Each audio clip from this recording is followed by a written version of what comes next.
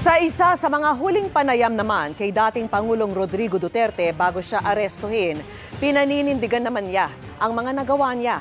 Walaan niya siyang excuse at walang apology dahil ginawa niya umano ang dapat niyang gawin noon. Nagbabalik si Marisol Abduraman.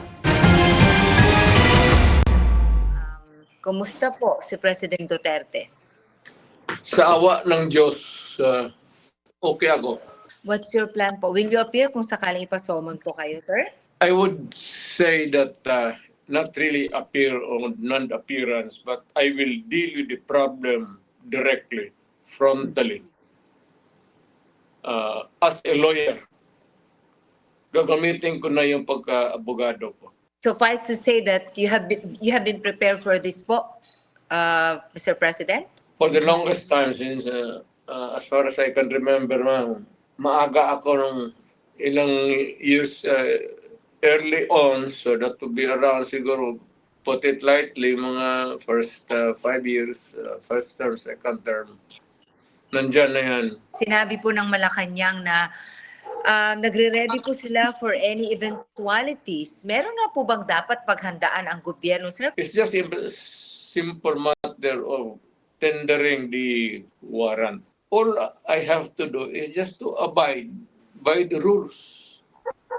Libro naman lahat yan. So if there is an arrest order and you are served the warrant of arrest, edi tanggapin mo and then go to the court and explain what is this all about. Huwag na natin patagalin to.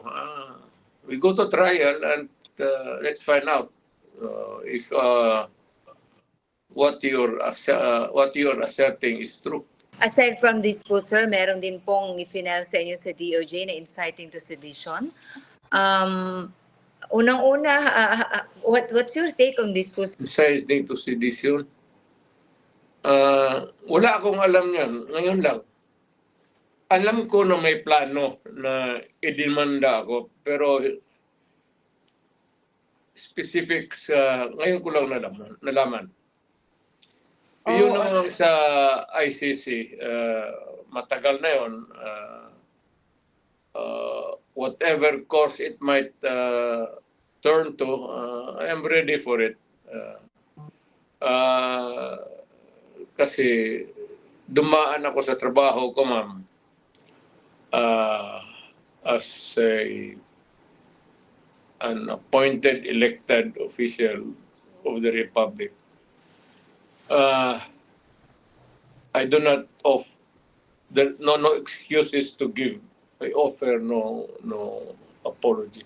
I did what I had to do kasi trabaho ko at ginawa ko. Whether or not it would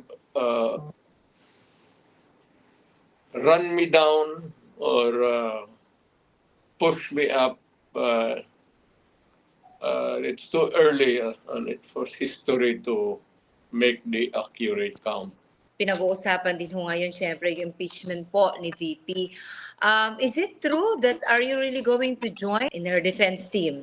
Yes. Pero you won't be the defense, the lead counsel anymore, sir? Well, I will deal with the multiple problems as they come along. Sir, But nakapag-usap the basic issues remain the same. sa tingin niyo ba talagang tutuluyan siya? Pwede. Politika kasi itong Pilipinas. We will respond legally. Ano pong pinayo niyo sa kanya, sir? If there's any po.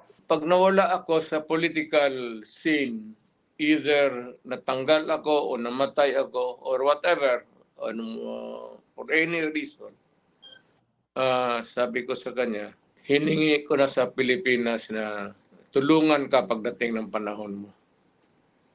At tumakbo ka ng presidente. Hindi ko hinarang yan, ma'am. Ngayon na lang. Kung mapresidente ka man, sundin mo lang yung style ko.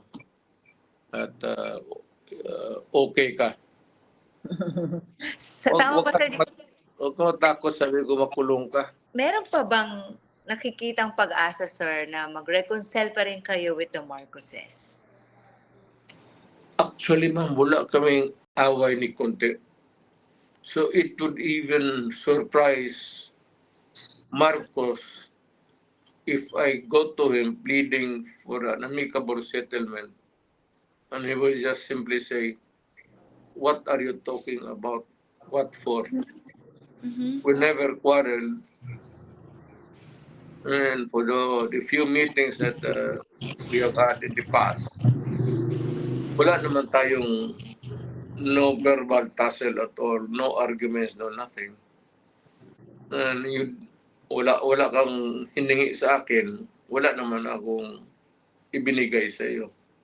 Mhm. So, Mhm. it's kind of silly to really to speculate that there is such this thing about the president. And So how are you considering President Marcos now, sir? I consider him the president until now because he's the president really. Hindi naman siya makatakbo legally. So, he's out, I'm out.